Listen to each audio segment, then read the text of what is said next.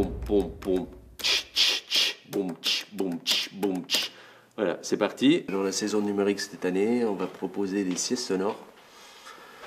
Et on va faire un workshop qui va travailler autour du développement de ces choses-là. Les siestes sonores, c'est un projet de son expérimental qu'on propose à des institutions, donc soit en polyhandicap, soit pour les autistes, de faire des concerts quadraphoniques, plutôt basés sur la noise, du son expérimental, du bruit blanc, des basses qui vrombissent, et d'aller faire ça chez eux.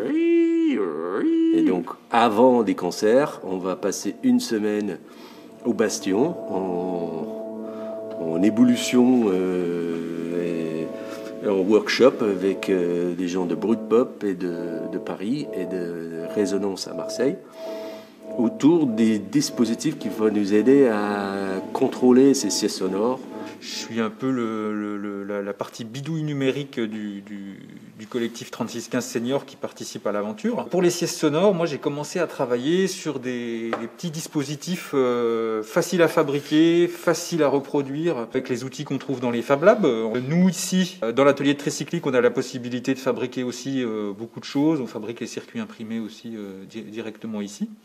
Et puis moi, mes outils, le code, l'électronique et tous ces petits bidules-là, je les mets au service des gens qui fabriquent du son. En fait, ce qui est super intéressant, c'est de pouvoir faire un workshop ensemble. On a déjà fait l'année dernière la saison numérique et c'est des moments hyper précieux. Cette semaine, on était au maximum, on était 6-7.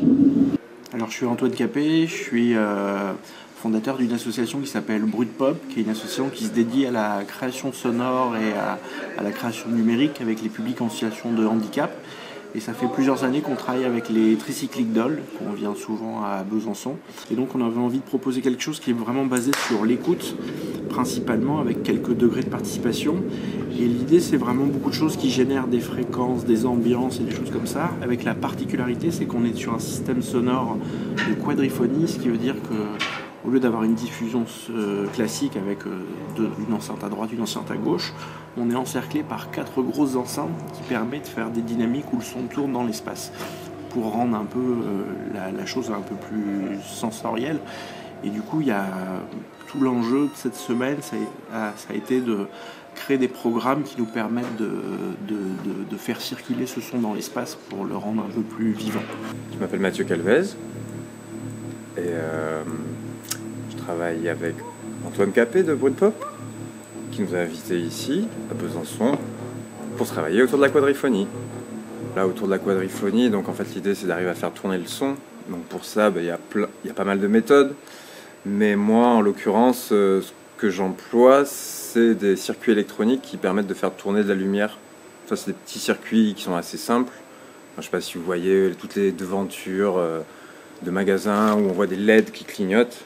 Bon, en fait, c'est un circuit qui est assez simple. Donc moi, je reprends ce type de circuit, mais juste avec 4 diodes LED. Et ensuite, à côté de chacune de ces LED, en fait, j'utilise un petit composant qui s'appelle une photorésistance, en fait, qui fait varier la résistance électrique en fonction de l'intensité lumineuse. Ça veut dire qu'à chaque fois que ma LED s'allume, c'est comme si en fait je bougeais un potentiomètre. Donc là, comme j'en mets 4, ça reproduit en gros les 4 enceintes. Le fait de se mettre ensemble, le projet il avance à grands pas parce que ça fuse, parce que ça travaille autour.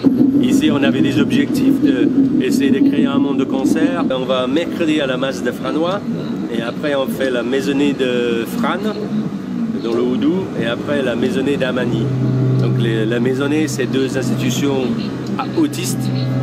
Et la Masse de Franois, c'est polyhandicapé. Alors à vrai dire, c'est Ben qui est venu nous chercher, c'est pas nous qui étions candidats au départ. Et c'est vrai qu'avec ma collègue, ça nous a plu tout de suite. On s'est dit que pour nos résidents, c'était une chance de pouvoir essayer ce type de matériel que nous, on connaissait pas. Moi, je suis pas musicienne. J'ai pas les compétences pour produire ça toute seule. Et voilà, on a vu le potentiel en se disant, ça, c'est des choses qu'on sait pas faire. Et les résidents, ça peut être quelque chose qui leur plaît. Vraiment, tout ce qui est vibration, ça vient aider les gens à sentir leur corps, à sentir que tout le corps tient bien en un seul morceau. On sent toute la structure osseuse. Et ça, c'est hyper intéressant chez les personnes polyhandicapées. Un concert à la masse, c'est vrai que c'est quand même assez exceptionnel. Là, c'est un plaisir, d'autant plus en cette période où on a quand même moins possibilité et de sortir et de faire venir des gens à l'intérieur. Donc là, c'est vraiment une journée exceptionnelle. C'est vraiment une proposition qui est faite pour eux. Et c'est une proposition qu'on fait vraiment pour aller voir ce qui peut les toucher et des propositions artistiques là autour. Et là, on a eu le résultat qu'on pensait avoir et super. C'est vrai que les résidents, on les a trouvés très bien, en interaction avec nous. Voilà, des personnes qui sont venues nous chercher, qui sont venues nous prendre dans les bras alors que c'est pas quelque chose qu'ils font de manière aussi importante d'habitude. On est vraiment, nous, très très contents et c'est vrai qu'on aimerait bien, c'est un petit peu notre demande, pouvoir reproduire ça.